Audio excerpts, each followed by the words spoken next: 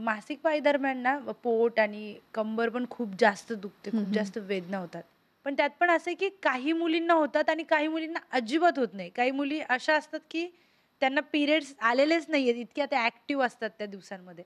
मग हा इतका डिफरन्स काय आहे दोन्ही गोष्टींमध्ये, 2 व्यक्तींमध्ये? मला असं वाटतं, की ज्या मुली खरोखरच म्हणजे आधीपासूनच ॲक्टिव्ह असतात आणि ज्यांना थोडीफार माहिती पण असते, त्या मुली थोडंसं पिरियड्स येणं किंवा मासिक पाळी चालू होणं ही गोष्ट थोडी इझिली घेतात हं. आणि त्या ॲक्टिव्ह राहतात. त्याच्यामुळे त्यांचं कंजेशन वगैरे पण क्लिअर झालेलं असतं किंवा त्यांना त्या स्पोर्ट्समध्ये वगैरे पण असतात, तर त्यांना तो त्रास होत नाही.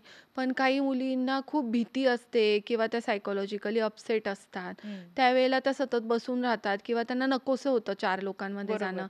तर हां. अशा वेळेला पण त्यांना ते नकोसं झाल्यामुळे पण त्यांना असं वाटतं, की खूप पोट दुखतंय हं. किंवा मग कॉन्स्टिपेशन असू शकतं किंवा काही मुलींना खरंच खूपच जास्त पोट दुखत असेल आणि ते सहनच करता येत नसेल, तर नक्कीच आपण डॉक्टरांना दाखवलं पाहिजे.